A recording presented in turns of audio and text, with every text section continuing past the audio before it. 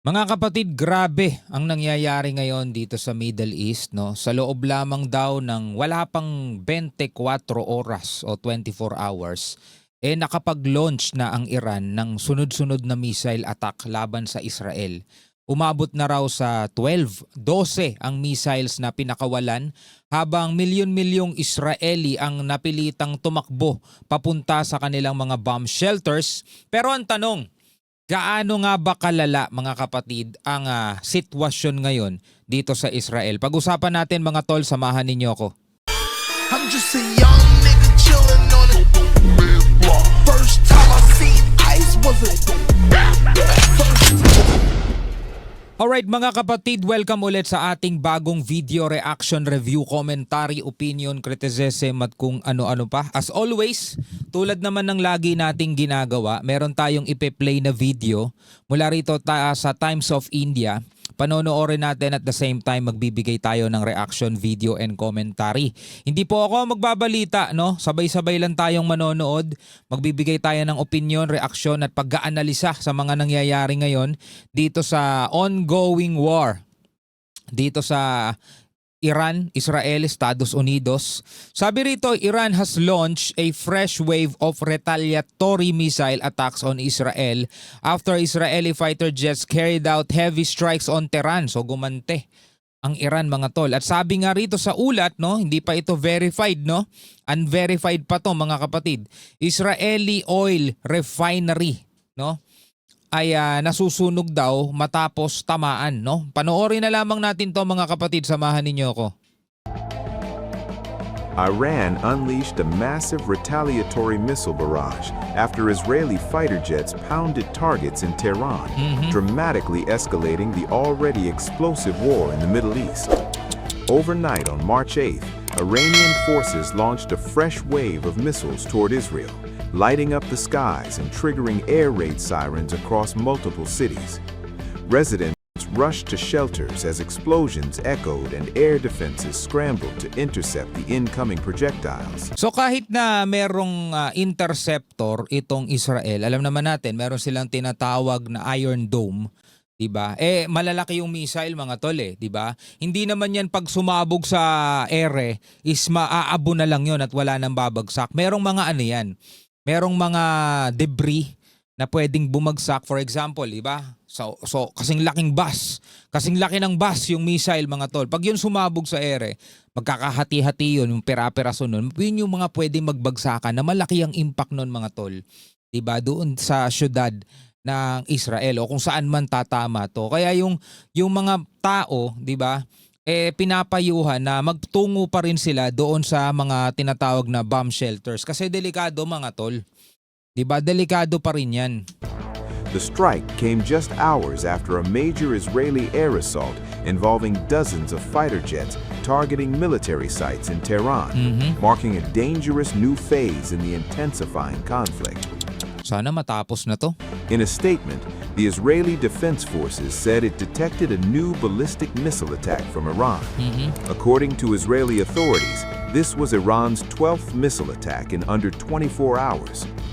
12 missile attack under 24 hours. So, hindi na ito katulad nung dati na ang pinapakawalan ng Iran is nasa 100 mahigit, 300 pa nga, 'di ba? Ngayon, ito'y 12 missile attack daw in just under 24 hours. Mas maraming pinapakawalan ang Iran na kanilang mga drone.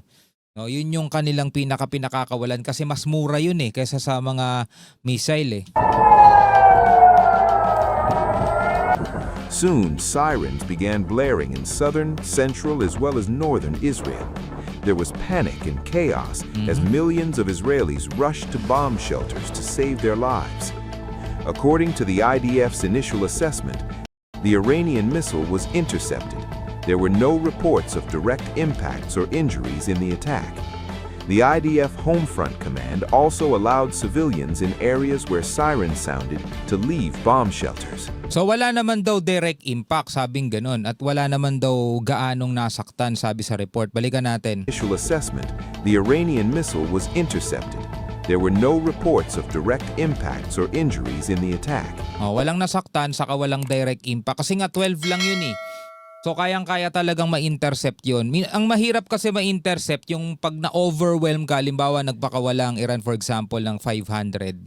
Diba? Yun talaga, may makakawala at makakawala doon. Pero kung sa loob o under ng 24 hours tapos 12, diba? So pwedeng isang missile kada oras, ganon, isang missile kada oras. Sa loob ng 12 hours, 12 missiles ang pakakawalan ng Iran. So, ma-intercept talaga ng ano yun, ng Israel yun.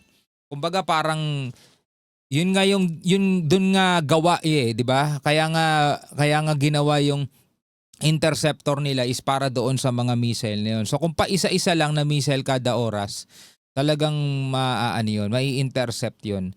Mahirap kung biglaan isang buhos, 300, yun, talaga may makakalusot dun. The IDF Homefront Command also allowed civilians in areas where sirens sounded to leave bomb shelters. However, this unverified online footage showed an Iranian missile impacting Haifa's refinery in northern Israel. So ito unverified daw, sabi sa report. The video showed a huge cloud of smoke coming out from the refinery. An intercepted Iranian ballistic missile landed in Tokarm in the West Bank. The missile looks huge.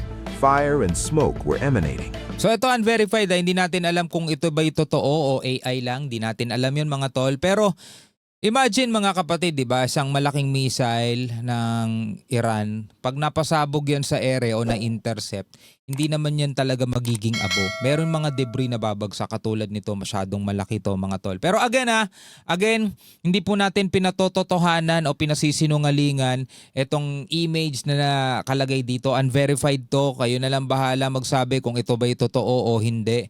Pero hindi ko sinasabing totoo to mga tol at hindi ko rin naman sinasabing hindi to totoo.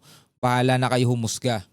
Meanwhile, Israel continues to pound the Iranian capital, Tehran, and other parts of the country.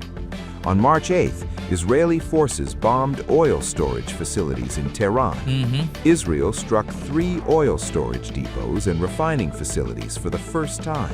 The Israeli army said on X that several depots belonging to the Iranian Revolutionary Guard Corps were hit. O baka sa mga nagsasabi dyan, fake news yan, kinakampihan nila ang Iran, kinakampihan nila ang Amerika. Etong video yung pinapanood natin mga tol ay mula rito sa Times of India. Hindi ito tropa ng Amerika mga tol. Gusto ko lang ipaalam sa inyo, Times of India. Ang India mga kapatid ay hindi ka-vibes ng Amerika. Tandaan ninyo yan mga tol. At kadikit lang ng halos ng India o malapit na malapit lang ang India dito sa Iran. Actually, India, tapos Pakistan, tapos Iran. No, magkakadikit lang to. So itong pinapakita mga kapatid ng India ay hindi pro-US o hindi pro-Israel ito ha. Tandaan ninyo yan. Mining facilities for the first time. The Israeli army said on X that several depots belonging to the Iranian Revolutionary Guard Corps were hit. On March 7th, the Israeli military struck Ahmedabad airport in Tehran. Israel alleges that the airport was used to help transport weapons to militant groups that Iran supports across the Middle East. So ito no, sunod-sunod ang pagsabog sa sa Iran, sa Tehran. An ambulance was also destroyed and engulfed in flames following an Israeli strike in the Iranian capital, according to Fars news agency affiliated with the IRGC. A video posted by Fars on X showed a vehicle on fire as a person in an emergency suit appeared to try to put out the flames. So ang source nito, Far News Agency. The ambulance was traveling through an alley in Tehran's eastern Tehran Pars district when the attack took place. Israeli Prime Minister Benjamin Netanyahu said the U.S.-Israeli bombing campaign in Iran would continue unabated and that the moment of truth was nearing for Iranians to overthrow their government. U.S. President Donald Trump also told reporters that the war will continue for a while longer without providing a timeline. Did the United States bomb a girls' elementary school in southern Iran on the first day of the war and kill 175 people? In my opinion, based on what I've seen, that was done by Iran. Is that true, Mr. Hegseth? It was Iran who did that? We're certainly investigating. Still But investigating? the only side that targets civilians is Iran. We think it was done. We think it was done by Iran Can you give us an because idea they're of very inaccurate, as you know, with their munitions. they have no accuracy whatsoever. It was done by Iran. Can you give us an idea of what unconditional surrender looks like to you? I mean, what do you want from Iran? I said unconditional, not conditional. I said unconditional. It's where they cry uncle, or when they can't fight any longer, there's nobody around to cry uncle. That could happen too, because we've wiped out their leadership numerous times already. So it's if they surrender, or if there is nobody around to surrender, but they're rendered useless in terms of military. So ang gustong mangyari ni Trump is unconditional surrender. Ibig sabihin sumuko na ng walang hinihinging kapalit, 'di ba? Kasi yung halimbawa, yung makikipagnegosasyon pa, o sige, susuko kami pero ganito, ganyan, ganon. Pero ang gustong mangyari ni Trump, sumuko kayo pero wag na kayo mag-demand ng kahit ano. Parang ganun yung gusto niya mangyari. No, unconditional. Sabi nga gano'n, ipagpapatuloy daw without timeline, di alam kung gaano pa katagal yan, pwedeng 3 buwan, 4 na buwan, 5 buwan. No, pero ngayon talaga mararamdaman natin mga kapatid pag hindi rin nabuksan itong Strait of Hormuz na dinadaanan ng mga tanker, oil tanker, 20% ng oil sa buong mundo mga kapatid diyan dumadaan. So mararamdaman talaga natin ang pagtaas ng presyo ng gasolina. Syempre susunod na dyan yung pagtaas ng presyo ng iba pang mga pangunahing bilihin mga tol. No? So doon sa ganung paraan natin mararamdaman itong nangyayaring tensyon dito ngayon sa Middle East mga kapatid. Kaya nga sana talaga matapos na to at magkaroon na ng kapayapaan. No? Ask you what Peter asked you a question yesterday. He said it wasn't the right time in that event, but he was asking whether you have indications of whether Russia is supporting Iran somehow in this. No, Do you? I have had no indication of that whatsoever. If they are, they're not doing a very good job, because Iran is not doing too well. What about the Strait of Hormuz? There's no traffic really going through it Well, right now. that's the ship's choices, but we have it cleaned out. We've wiped out their navy. The navy is now at the bottom of the sea. So that's the choice. This is an excursion. We figured oil prices would go up, which they will. They'll also come down. They'll come down very fast, and we will have gotten rid of a major cancer on the face of the earth. We will have taken out a cancer. Don't forget October 7th. Don't forget all of the things that have happened over the years, all caused by these people. So what we're doing is a great thing, not only for our country and not only for Israel, not only for the Middle East, but for the world. So duda rin si Trump mga tol na ang Russia, kasi may nagtatanong, naniniwala ba kayo na tinutulungan daw ng Russia itong Iran? So sabing gano'n ni Trump, wala naman daw siyang nakikitang indikasyon na tinutulungan ng Russia ang Iran. Kung totoo man daw na tinutulungan ng Russia ang Iran, hindi gano'n kagaling ang pagtulong ng Russia sa Iran dahil hindi maganda ang sitwasyon ngayon ng Iran.